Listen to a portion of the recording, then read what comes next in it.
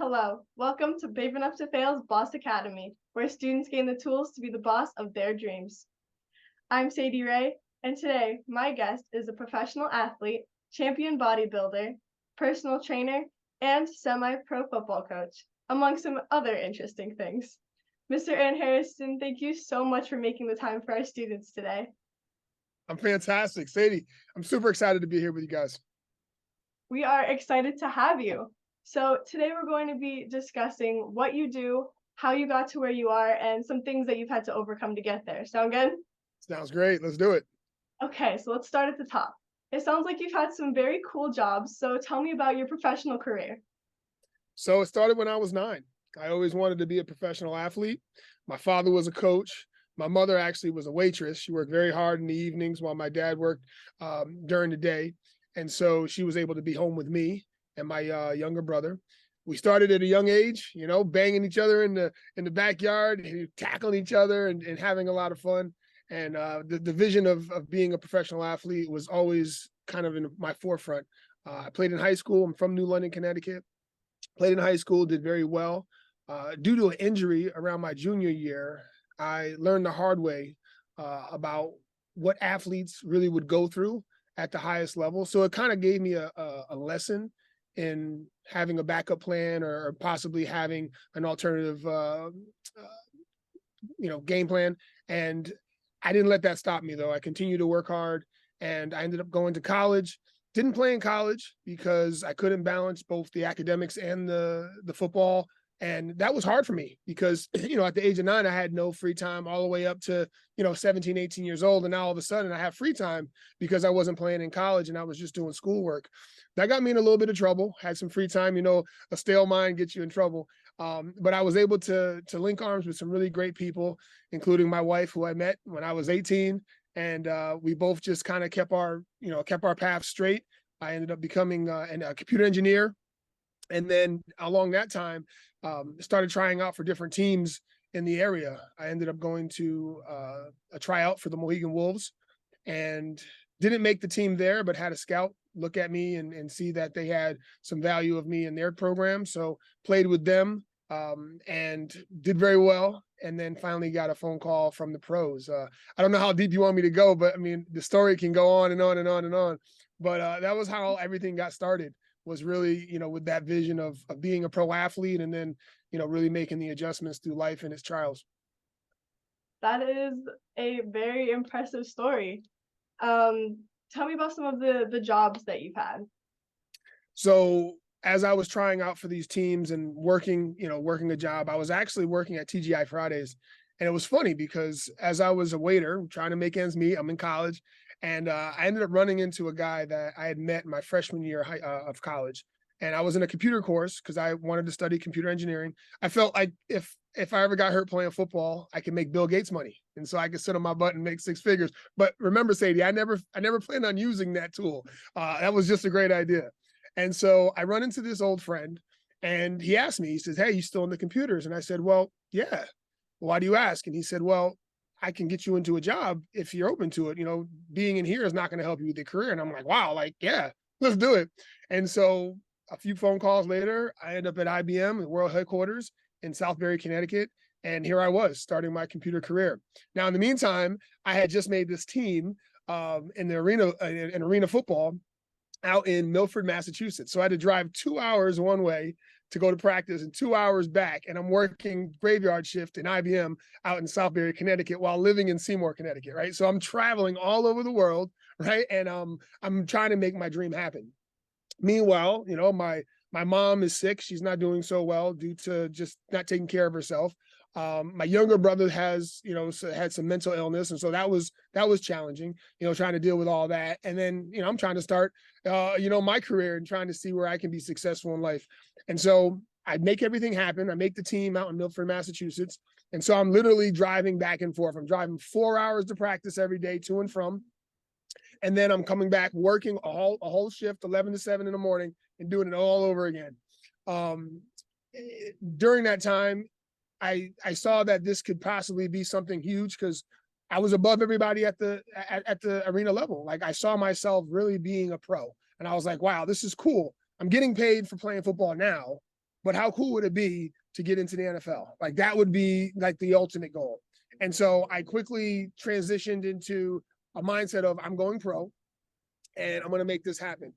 And then quickly I realized that, you know what? There's a lot more competition here than I thought. And when that happened, it was like, what is this lawnmower in the way? No, you're good. Oh, good. Okay. So doing my thing, I'm at the top of my game, fifth weekend, I end up blowing my knee out. ACL, PCL injury, completely destroyed my knee, needed reconstructive surgery, and lost my opportunity at the New York Giants. It was devastating. Even though I had a great career going on with the computer world, again, I never planned on using that, and I'm right there at the beginning of a dream come true as a professional athlete. And so my wife, she, God bless her, because she was the one that really helped me get off the couch and stop feeling sorry for myself, do all the recovery period of my injury, and kept me moving forward. And, you know, both of us put the Lord in everything that we do. And so, you know, through prayer, through, you know, really just letting go of what I thought was my destiny, and really harnessing what I had then was how I got through it. I ended up, you know, being very successful in computers. I ended up becoming, a traveling engineer. You know, they would send me to different parts of the country. You know, I had a very lucrative salary. It was awesome, and it was great. And then in 2009, my wife and I decided to start a family. And, you know, my job, very, very busy, going all over the place, wasn't really in alignment with what I wanted to be as a father. And so at that time, I wanted to pivot. I wanted to be a stay-at-home dad. And so I got into network marketing. I saw the vehicle of network marketing as a way to create leverage. And although I was very skeptical, you know, because of, you know, the unfamiliarity of the career itself, I was open, because if other people can do it, so can I.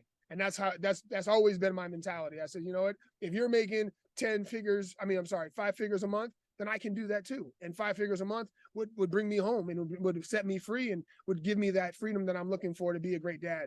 And so I did that. And so I replaced my income in 3 years in network marketing, became very successful, was able to stay home for 10 years, Sadie, which was incredible. And along that journey, I became a motivational speaker. I became a personal trainer, and I really became an advocate to other people's lives, because I realized that all of the people that were in my lives growing up gave me those tools of prosperity, of grit, you know, of resilience. And I didn't realize it at the time, but, you know, as I grew older and I realized that other people were going through what I was going through as well, you know, as a child and also as a young adult, I said, you know what, why not me, and why not you? You know, and so I started really putting everything that I did in my life, you know, through Christ. I said, okay, Lord, if this is the path you want me to take, then I'm going to do my best in sharing my life's experiences to help others succeed. That is amazing. Thank you so much. So you talked a little bit about the setbacks and failures that you had to go through. How did you find the courage to keep going when faced with those setbacks and failures? Faith. It came down to faith. You know, when I found Jesus, I said, you know what, Lord, this right here is a blessing. My life is a blessing. And the more I understood who Jesus is, and the more I understood about a spiritual being going through a human experience, that's when I realized that a lot of the adversities and challenges that I was going through really was to mold me. You know, it was really things to strengthen me. And I heard once through many motivational, you know, videos that I listened to. I listened to, you know, Les Brown, Jim Rohn, Eric Thomas. I listened to all those guys. You know, a lot of the main message is you can only grow through resistance. So if you're not growing, right, and if you're not going through things, then you're not really going to discover the best self you have. So it was really through prayer, like I said, and it just really putting my life in God's hands and saying, Lord, just guide me. I'll do my best. And although at times I may feel like you have a lot more faith in me than I do, and you know that I'm stronger, and that's why I face what I face, I just put my faith in God and said, "Oh, I'll do it." And everything always worked out, Sadie. It's pretty amazing how that works when you let go and let God. But the hardest thing is, you know, our ego and, you know, just wanting to be in control of everything gets in the way. And so I had to let that go and really allow myself to be guided in the proper way. Thank you for sharing that. A lot of students dream of being pro athletes. So can you talk a little bit about the actual work that it takes to get to that level? Yeah, it's it's the old saying, amateurs practice until they get it right. Professionals practice until they can't get it wrong. It's really work ethic. It comes down to discipline. It comes down to the things that take your performance and your level of mentality to another level. Being a professional athlete has a lot to do with resilience and purpose. And I remember many camps and many days that I just wanted to quit. I didn't want to do it anymore. It hurt. I was tired, and it felt like there was no end, to the workouts and to the mental, to the mental stress of having to remember playbooks and having to remember what to do, when to do it, and then also, you're banged up. And so, you're dealing with not feeling your best, but having to perform your best. But, if I were to sum it up into one word, it would be effort. The difference between a professional athlete and someone who is not a professional athlete is the amount of effort that they give in and out every day, and the discipline to stay consistent. Thank you for that. Okay, my last question for you is, what advice would you give to students who do want to get into sports and do want to play at a professional level? How do they do what you've done? Oof. Life is interesting because we want to copy other people's lives, right? We want to look at them and say, I want to do that. And that can be the biggest challenge, because there is no comparison in life. There's not you being what I've been, or you wanting to be a professional athlete because you saw someone else do it. It's really what makes you happy. And at 46 years old, I found that chasing after joy and happiness is really the true goal, because that way you'll always give 100% effort. Never barter with people, right? Do things because you want to be a gift giver. Do things and work work hard because you want to, not because someone's going to pay you to do it. You'll never be paid for what you're worth. You'll never be paid for the effort that you give. You'll be paid for the position that you're in. And even at the professional ranks, there's positions, right? A quarterback, a coach, a running back, a lineman, all these positions pay a certain amount of money.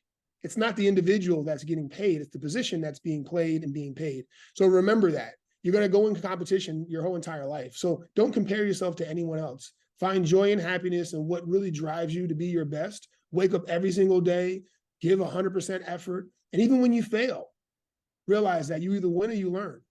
There's really not much of a difference, other than the way that you see it and the way that you present yourself in those challenges and in those obstacles. And so, chase joy and happiness. If you become a professional athlete, remember, it comes with a big responsibility.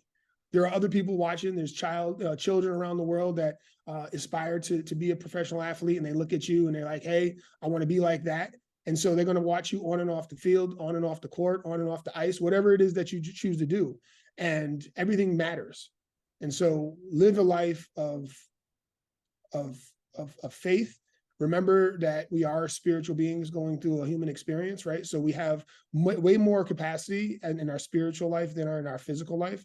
And so put a lot of time into that. Really understand who God is, really understand who Christ is, really understand who you are, because you are a gift. You were chosen on purpose.